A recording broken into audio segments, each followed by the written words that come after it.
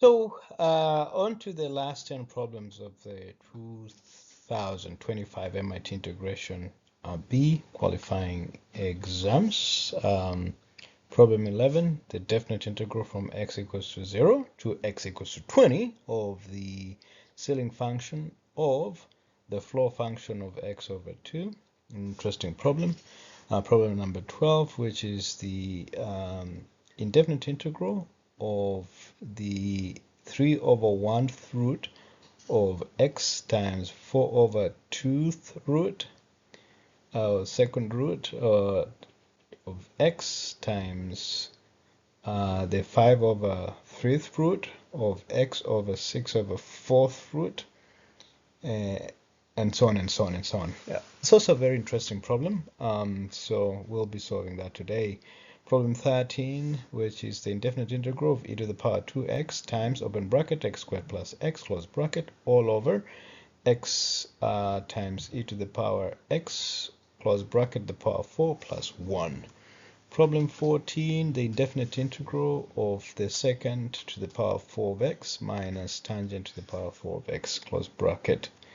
Problem 15, the definite integral or from x equals to 0 to 1 of the square root of x times 1 minus x. Problem 16, the indefinite integral of sine of 4x times cosine of x all over cosine of 2x times sine of x. Problem 17, the indefinite integral of sine of x times the hyperbolic sine of x. Problem 18, the definite integral from x equals to 0 to x equals to pi over 3 of sine of x times cosine of pi over 3 minus x. Problem 19, which is the indefinite integral of open bracket cosine x plus cosine of x plus 2 pi over 3 plus cosine of x minus 2 pi over 3 all squared.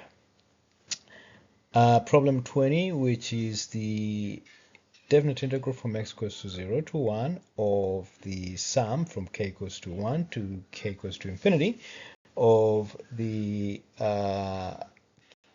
kth power of -1 times x to the power 2k.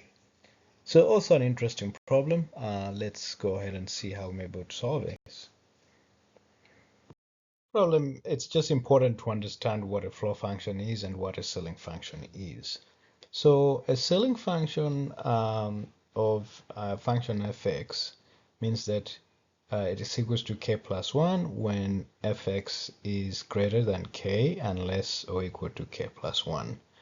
But the floor function of function fx means that that will be equal to k when fx is greater or equal to k and less than k plus 1. Such that for our problem here, we see that when x spans between 0 and 20, when x is between 0 and 1, the floor function of x will be 0. When x is equals to is between 1 and 2, x will be 1. X is between 2 and 3, x will be 2, and so on, until when x is between 19 and 20, the floor function will be 19. But on the contrary, now we have the ceiling function, which means that when x is 0, it's just going to be equal to 0. And then when x is, when we have 1 over 2, the ceiling function will be 1. 2 over 2, the ceiling function will still be 1. And so on. So what we get is that we have 0 plus 1 plus 1, and then 2 plus 2. That is when the floor function is 3, but also when the floor function is 4, and so on. Now, when the floor function was 17, or floor function of x, that is 17 over 2 is definitely 8.5. The ceiling function of that is 9, and also when the floor function was 18, 18 over 2 is 9, so we have twice of everything between 1 and 9. And then when the floor function is 19, 19 over 2 is obviously 9.5. The ceiling function there becomes 10. So we have 1 of 10 and twice of everything, but also 1 of 0. So using the arithmetic progression, where if you're summing up the k's from k equals to 1 to n, then you have 1 over 2 times n plus 1. So we are summing twice of 1 to 9. So that means that we have twice times 9 plus 1, which is 9 times 10 over 2. So this becomes 90. 90 plus 10 is equals to 100. And that is the answer that we were looking for. An interesting problem, problem number 12. The way I would express it, I would begin by just expressing this in powers first. So the cube root of x here is the same as x to the power third times x. This x is nested, so we have cube root times 2 over 4, and so on. And so we have all these fractions. But the important thing to see is that d3 and d3 would cancel. d3 and d3 would cancel. This 4 and 4 would cancel. 3 and 3 would cancel. 4 and 4, or we've repeated this, so we just have to eliminate this. But also here we have 3 and 3 cancel, 4 and 4 cancel, 5 and 5 cancel. So what you have here is you have x to the power third times x to the power 1 over 3 times 2 over 4 times x to the power 1 over 3 times 2 over 4 times 3 over 5. We actually should have simplified that further. So we have x to the power third times x to the power third times 2 over 4 times x to the power fourth times 2 to the power 5 times x to the power 1 over 5 times 2 over 6 times x to the power 6 times 2 over 7. So you see the numerator is the same, but the denominator keeps increasing in step of 1. So you have 3, 4, 4, 5, 5, 6, 6, 7. Now we can, using the rules of indices, we'll just sum up the powers. And let's focus on the second term all the way up. What we can do is we see 2 in the numerator, that is common. We can pull that 2 out.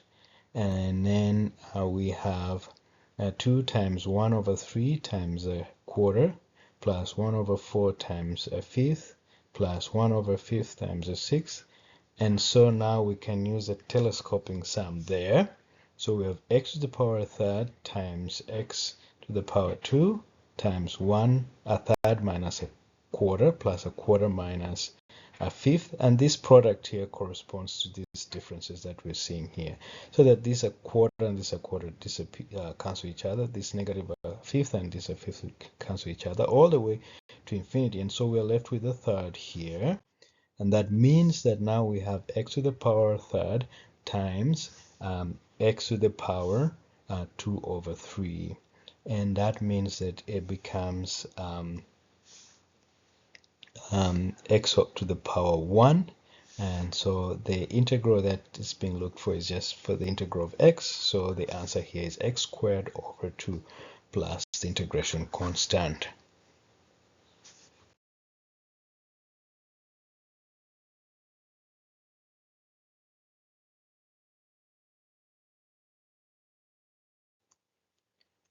Now this is a fairly easy problem. If we re-express the things the way we see here, we see the numerator is simply half the derivative of x squared times e to the power 2x, and so the denominator here we can substitute off x to the power 2 times e to the power 2x. And for those of you who may be confused, what we did here was to take 2 in, so that we have x squared times e to the power 2x, then to the power 2. And that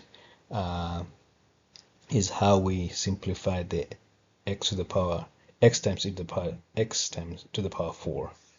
So when we let u be equal to x squared times e to the power 2x, then that means that du dx is equals to the derivative of x squared times e to the power 2x, such that we can substitute the derivative of x squared times e to the power 2x times dx with du. And that is what we have in the numerator. Sorry, we had forgotten. So that's what we can do. And then we have now, substituting back to our original integral, we have a half times du over u squared plus 1, which is just half of this is a popular integral, so half times the arctangent of u plus c. But since we had said that u is equals to x squared times e to the power 2x, then it means that the final integral, the integral that we need to solve, results into half the arctangent of x squared times e to the power 2x plus the integration constant. So that's the simple answer that they were looking for. Then easy problem.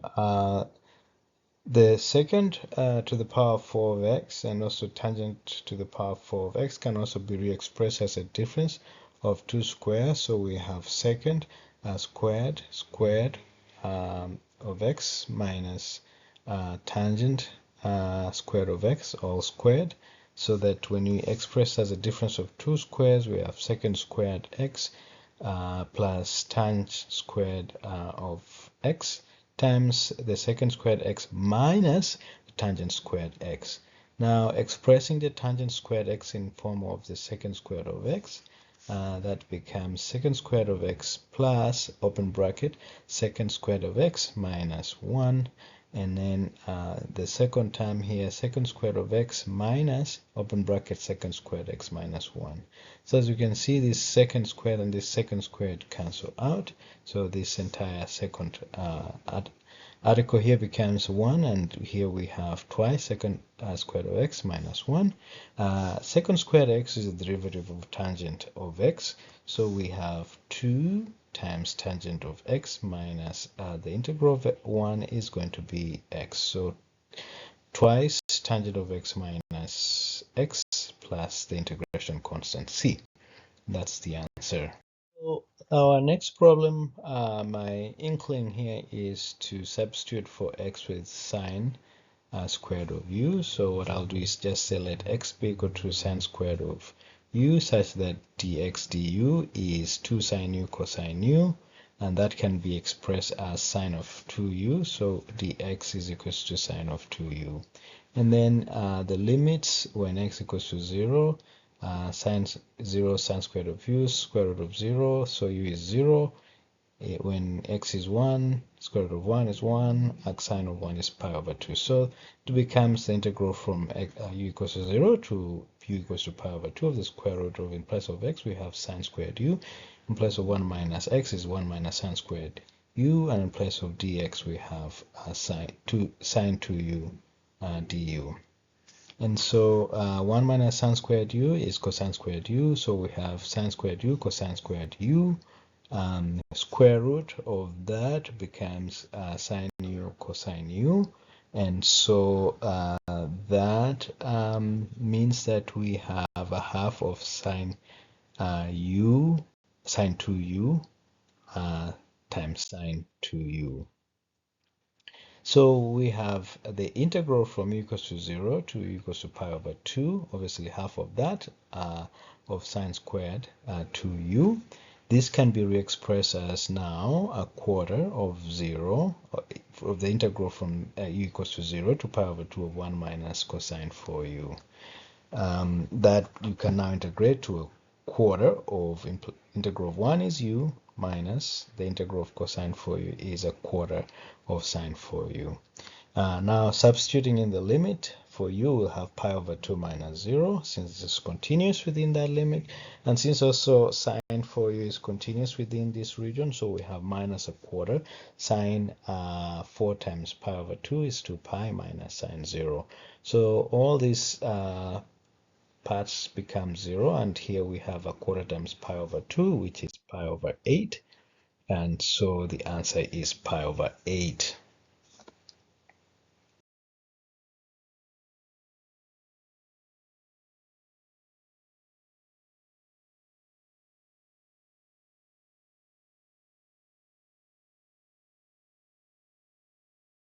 A indefinite integral of sine of 4x times cosine of x over cosine of 2x times sine of x. So sine 4x is the same as twice sine 2x times cosine 2x, and therefore this cosine x remains there. And then we have the cosine 2x in the denominator. This cosine 2x cancel, and so we are left with the integral of twice of sine 2x times cosine x over sine x. Sine 2x is the same as 2 sine x cosine x. So times this 2, it becomes 4 sine x cosine x times cosine x over sine x. The sine x in the numerator and the sine x in the denominator cancel each other. So we have the integral of 4 times the integral of cosine squared x is the same as twice times the integral of 1 plus cosine of 2x, and that becomes 2 times the integral of cosine 2x is a half sine 2x. The integral of 1 is x. So the answer is simply sine 2x plus the integration constant. Interesting, the integral of sine x times hyperbolic sine of x. So we can express hyperbolic sine of x as the derivative of hyperbolic cosine of x, then using integration by parts, where you have the integral of the product of function v and the derivative of function u is the same as uv minus the integral of capital U times the derivative of v. So here cos or hyperbolic cosine of x is our u, and sine x is our v. So therefore uv is going to be equal to sine times sine x times the hyperbolic cosine of x minus u is obviously hyperbolic cosine of x. The derivative of v is going to be the derivative of sine x. So this is the same as sine x times cos of x minus the integral of cos x. The derivative of sine x is cosine of x. So cosine x times cos x. Now cos x is the same as the derivative of sinh, or the hyperbolic sine of x. So re-expressing this that way, we can again use this integration by parts such that we have sine of x cos of x minus, open the curly brackets, so that we have cos x times sinh of x minus sinh of x times the derivative of cosine of x, which is going to be equal to negative of sine of x. So what happens is we realize that the integral of sinh of x times, or the sine of x times the sinh of x, is the same as our initial integral. So we can dab, or we can call this integral I, such that we can say I is equals to sine x times cos x minus cosine x times sinh of x. And so that if we collect the like terms on the left hand side, so this I is taken this side, we have 2I being equal to sine of x cos x minus cosine x sinh of x. So dividing both sides by 2 means that our integral sine of x times the sinh of x is equal to I, which is equals to a half of sine of x times cos of x minus cosine of x times sinh of x plus the integration constant.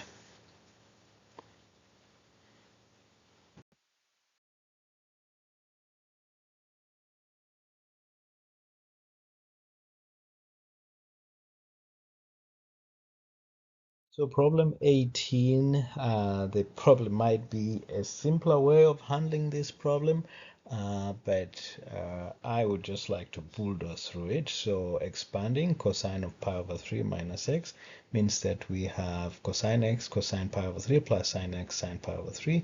Cosine pi over 3 is the same as a half. And then cosine pi over 3 is root 3 over 2. Pull out the half so that we have the integral. Obviously limits being 0 and pi over 3. We have sine x cosine x plus root 3 sine x sine squared x. And then we can now express sine x cosine x as half of sine 2x and then root 3 sine squared x will be root 3 over 2, 1 minus cosine 2x. And then we can pull the half out again. We have a quarter times the integral from x equals 0 to x equals to pi over 3 of sine 2x minus root 3 cosine 2x plus root 3.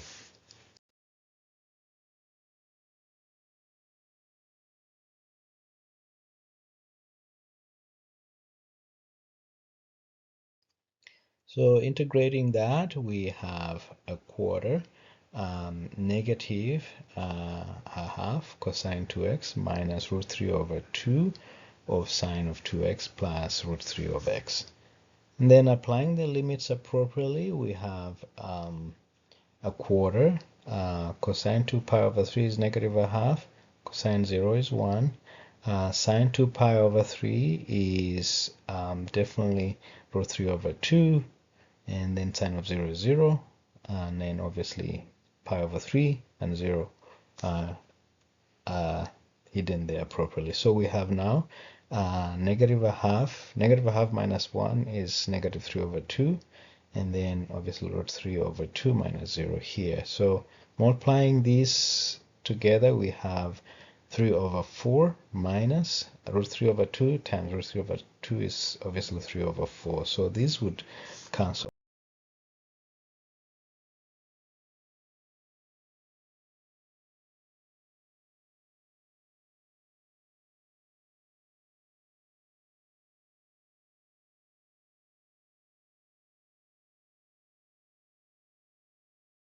out. And so we have a quarter times root 3 times pi over 3 is going to be pi over root 3. So a quarter times pi over root 3, we're going to get pi over 4 times root 3 as our final answer.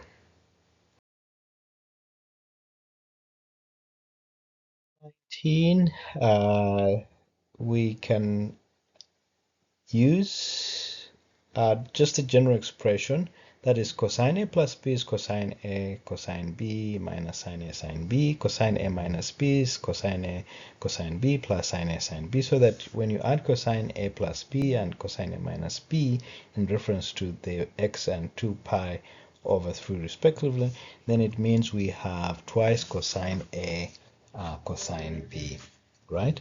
So twice cosine A cosine B for us here would mean that we have the integral of cosine x plus twice cosine of x cosine 2 pi over 3, right? Cosine 2 pi over 3 is negative a half.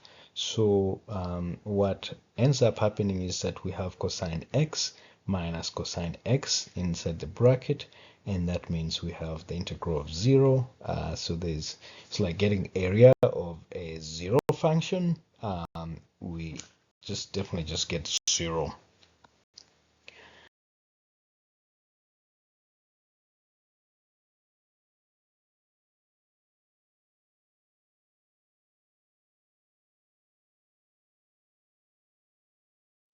This is an interesting problem. Usually, for those of you who know a little bit, so we have what we call the Leibniz summation, but we won't go into that. The Leibniz formula for pi is what was being tested here, but as I may say, or even some people may call it the Madhava Leibniz formula or series, but that's a distraction. Here, what you can do is use just elementary summation formula. So if we pull the negative 1 in, so we have negative x squared to the power k, sum from k equals to 1 to infinity, and using the arithmetic progression, which is if you have r to the power k, where k is 1 to infinity, then you have r over 1 minus r. And so here our first term is negative x squared. Our denominator is going to be 1 minus x squared, which is 1 plus x squared. And so we can re-express the numerator as negative of x squared plus 1 minus 1, so that the ones could easily cancel out, so that we see this part here is the same as the denominator, so which would just cancel the denominator. So we get the integral of negative of 1 minus 1 over 1 plus x squared. And so allowing the negative to propagate into the bracket, we get the integral from x equals to 0 to 1 of 1 over 1 plus x squared minus 1. This is the popular integral. That's the arctangent of x. And then obviously integral of 1 is just x. So applying the limit appropriately, we have arctangent of 1 minus arctangent of 0 minus 1 minus 0. Arctangent of 1 is pi over 4. Arctangent of 0 is 0. And then so we have 1 here. So we get the answer as being pi over 4 minus 1. And that was the answer that was being sought. So until next time, if you haven't subscribed to our channel, we do encourage you to subscribe to our channel. Please spare a moment and like our video or share it if possible.